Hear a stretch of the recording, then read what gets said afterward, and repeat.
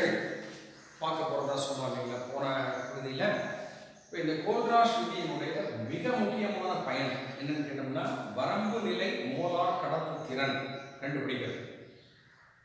வலிமை மிகு மின்பகுதிகளுக்கு நம்ம கேள்விப்பட்டோம் செறிவு குறைய குறைய நீர்த்தல் அதிகரிக்க இந்த செறிவு குறைய குறைய இந்த மோலார் கடத்து திறன் மதிப்பு அதிகரிக்கும்.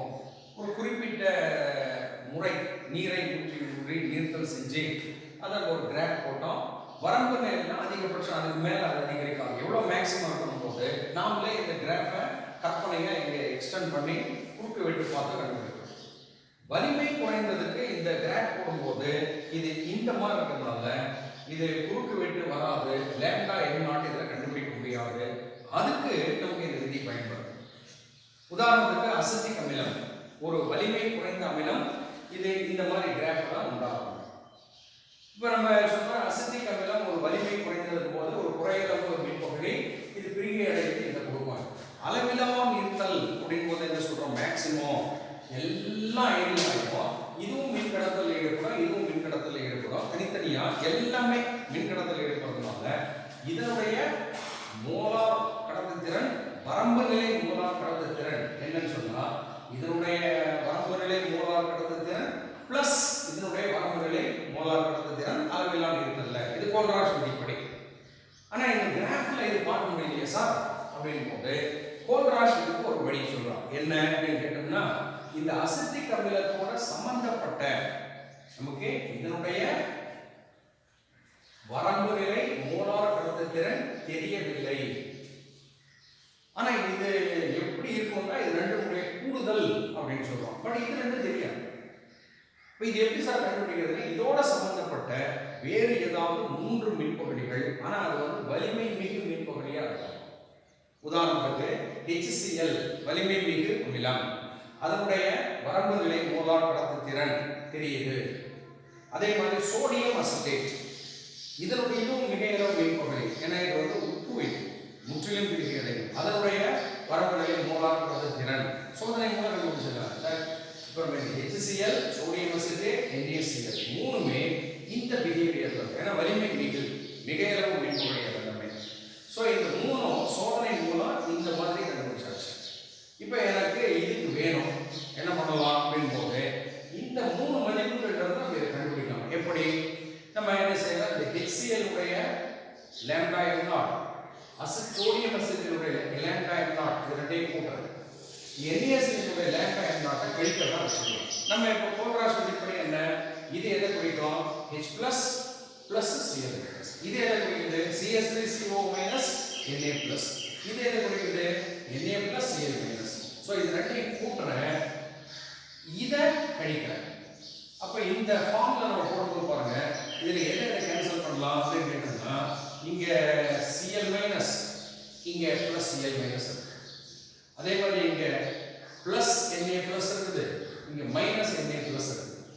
அப்போ இந்த 4 எடுத்துட்டோம்னா இதுல எது எஞ்சி இருக்குது அப்படின்னு பார்த்தோம்னா எது எஞ்சி இருக்குது இதுவும் இருக்குது.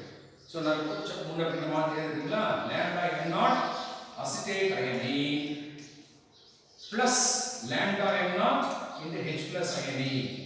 இந்த ரெண்டு தான் பார்க்கறாது. இந்த மூணையும் இந்த முறையில் கொண்டு வந்தா இதுதான் கிடைக்குது. ஸோ இதே தான் பாருங்க இங்க இருக்கு.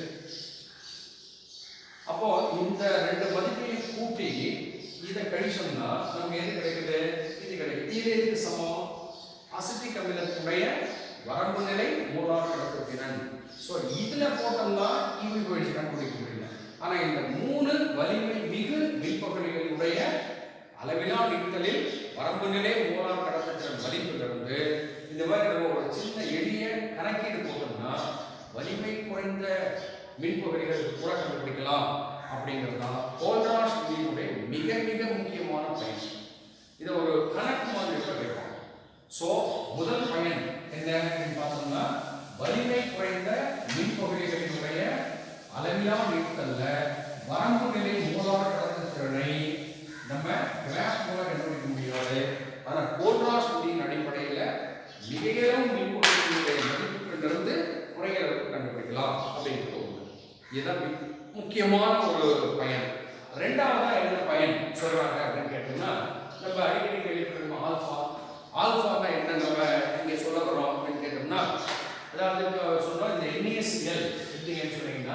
தண்ணீர்ல கரைச்சோம்னா முற்றிலும் பிரிகை அடையுது.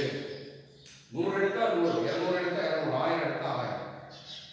ஆனா அசிட்டிக் அமிலம் எடுக்கும் பொழுது இதை தண்ணீர்ல கரைக்கும் பொழுது இது பிரிகை அடைந்து இந்த அயனிகள் வருது. ஆனா பகுதி அளவு தான் பிரிகை அடையுது. எடுத்துக்கொண்டது எவ்வளவு, அதுல பிரிகை அடைந்தது எவ்வளவு, அந்த விகிதத்துக்கு பேர் தான் 100 எடுத்துக்கிட்டோம் 10 தான் பிரிகை அடைந்தது. அப்ப ஆல்பா எவ்வளவு அப்படின்னு கேட்டோம்னா பிரிகை அடைந்த மூலக்கூறுகளின் எண்ணிக்கை பை மொத்த மூலக்கூறுகள் எண்ணிக்கை, இந்த பின்னம். இதை கண்டுபிடிக்கிறதுக்கு நமக்கு என்ன முறை இருக்குது அப்படின்னு பார்த்தோம்னா இதே கோல்ராஷ், ஆன்சாகர் எல்லாம் வச்சு இந்த ஆல்பா கண்டுபிடிக்கிறதுக்கு சோதனை மூலம் இந்த எவ்வளவு போச்சுன்னா பார்க்க முடியாது. அதை கண்டுபிடிக்கிறதுக்கு ஒரு சின்ன டெரிவேஷன் போட்டு ஒரு சின்ன ஃபார்முலா போட்டு அந்த ஃபார்முலா பார்த்துருக்கீங்க என்ன அப்படின்னு கேட்டோம்னா இப்போ இதே அசிட்டிக் அமிலம் இருக்கு இல்லைங்களா, இந்த கிராஃப்ல குறிப்பிட்ட செறிவுல அதனுடைய ஏதோ ஒரு செறிவு எடுத்துங்களா, இந்த செறிவு குறிப்பிட்ட செறிவுல அதனுடைய மோலார் கடத்துத்திறன் எவ்வளவு பாருங்க, டிவைடட் பை வரம்பு நிலை மோலார் கடத்துத்திறன். வரம்பு நிலை மோலார் கடத்துத்திறன் என்ன சொல்றோம் நம்ம கேட்டோம்னா மிகையில பொறுத்த வரைக்கும் இது குறையளவு இதுல வரல. ஆனா போன பகுதியில் படிச்ச மாதிரி வரம்பு நிலை மோலார் கடத்துத்திறனை நம்ம அசிட்டிக் அமிலத்துக்கு கணக்கீடு மூலம் கண்டுபிடிக்கலாம். எப்படி தெரியும் இது அதிகமா இருக்கிறது கம்மியா? சோ ஆல்பா பிரிகை வீதம் அயனியாதல் வீதம் கண்டுபிடிக்கணும்னா குறையளவு மின்பகுளிகள் பொறுத்த வரைக்கும் குறைந்த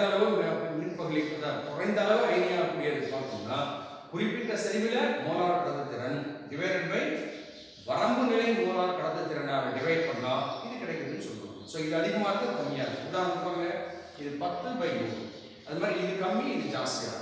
இப்போ நமக்கு தெரியும் அந்த ஆஸ்வால்ட் விதிப்படி KA ஈக்குவல் என்ன கேள்விப்பட்டோம் நம்ம, alpha square C by 1 - alpha போட்டோமே. இந்த KA விட நம்ம இந்த அடிப்படையில் கண்டுபிடிக்கலாம்.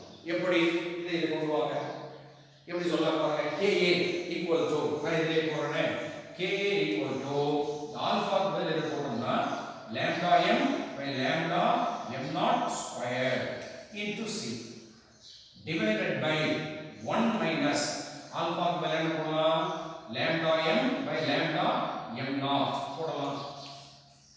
இதை நம்ம கொஞ்சம் எக்ஸ்பேண்ட் பண்ணோம்னா ஸோ KA ஈக்குவல் டு மேலே என்ன வருது C அப்படியே இருக்குது, இதை ஸ்கொயர் பண்ணோம்னா lambda m ஸ்கொயர், இதை அப்படியே கீழே கொண்டு வந்தோம்னா lambda m0 ஸ்கொயர் இருக்குது.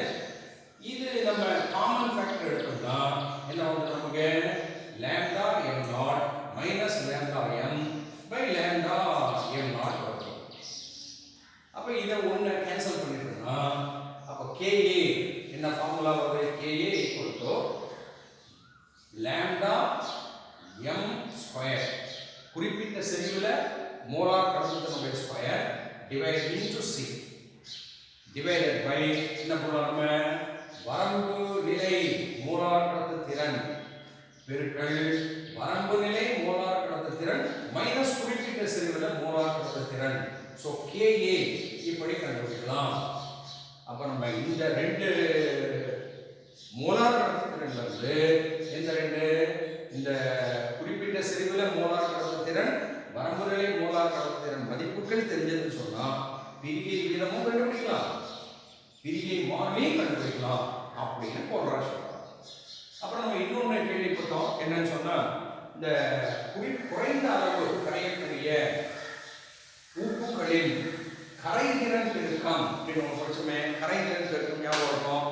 உதாரணத்துக்கு AgCl ஒரு திடப்பொருள், இது தண்ணீர்ல போட்டோம்னா மிக மிக குறைந்த அளவு கரையும், ரொம்ப கொஞ்சம் கரையும். கரையும் பொழுது என்ன ஆகும்னா Ag plus Cl minus, இது கரைசல் இது கரைசல் இருக்குது, கொஞ்சம் சொற்ப அளவு குறைந்த அளவு தான் கரையும். அப்ப இது எப்படி எழுதணும், இப்படிதான் எழுதணும். கொஞ்சோண்டு இப்படி போச்சு, மேக்ஸிமம் இப்படி இருக்கு. இதனுடைய கரைதிறன் பெருக்கம் போன பாடத்துல ஹைட்ரஜன் சமநிலை பாடத்துல படிச்சோம். கரைதிறன் பெருக்கம் ஆங்கிலத்தில் சால்யுபிலிட்டி ப்ராடக்ட், அது நம்ம அப்படியே ஆங்கிலத்தில் படிச்சோம். ஈக்குவல் என்ன படிச்சோம் நம்ம, இந்த ரெண்டினுடைய செறிவுகளின் பெருக்கல் தொகை மாறிலியா இருக்கும். குறிப்பிட்ட அளவு கரையும் சமநிலையில இதனுடைய செறிவும் கண்டுபிடிச்சோம்னா இந்த ரெண்டு செறிவுகளின் பெருக்கல் தொகை ஒரு சரி இந்த நிறைவுற்ற கரைசல் பார்த்தோம்னா இந்த அயனின் செறிவின் பெருக்கல் தொகை இதுக்கு சமமாக இருக்கும். ஸோ செறிவுக்கு என்ன ஃபார்முலா சொல்லலாம், நம்ம குறியீடு சொல்லலாம். செறிவு போது m அப்படின்னு வச்சுக்கலாம், cன்னு வச்சுக்கலாம். ஸோ இதனுடைய செறிவு c, இதனுடைய செறிவு c. அப்போ இந்த மாதிரி உப்புக்கு கரைதிறன் பெருக்கம் என்ன சொல்லலாம், c into c அல்லது c ஸ்கொயர்னு சொல்லலாம்.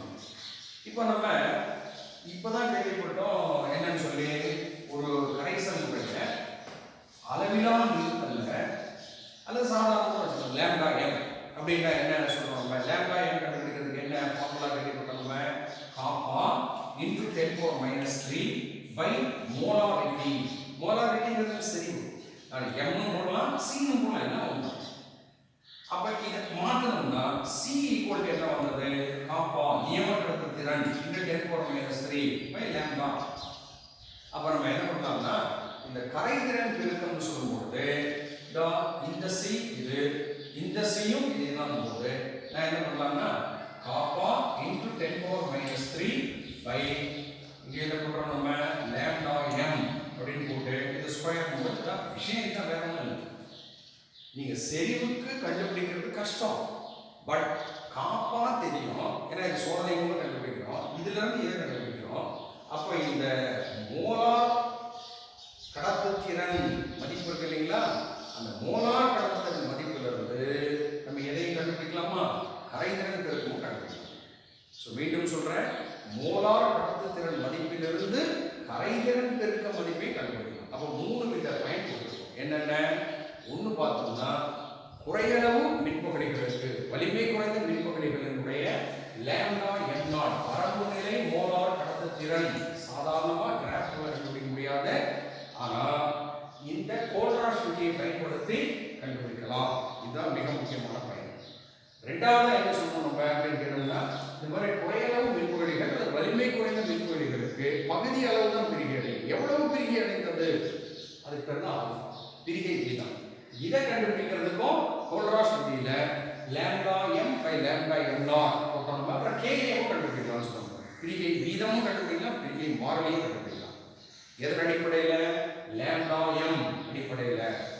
அதே மாதிரி இந்த கரைதிறன் பெருக்கத்தை கண்டுபிடிக்கிறதுக்கும் இந்த லாம்டா m மதிப்பு பயன்படுத்தலாம் அப்படின்னு சொல்றோம். இதுதான் கோல்ராஷ் விதியுடைய பயன்கள். ஸோ இந்த பகுதி வரைக்கும் நம்ம படிச்சிருக்கிறது என்னன்னா, மின்பகுளிகளின் கடத்து திறன் என்பதை அடிப்படையாக வச்சு படிச்சிருக்கோம். மின்பகுளிகளின் கடத்து திறன், கடத்து திறன்றது நம்ம முதல்ல சொன்ன மாதிரி இந்த மின் தடை கண்டுபிடிக்கலாம், அதிலிருந்து நியம மின் கடத்து திறன் கண்டுபிடிக்கலாம், நியம மின் கடத்து திறன்ல இருந்து லாம்டா m கண்டுபிடிக்கிறோம்.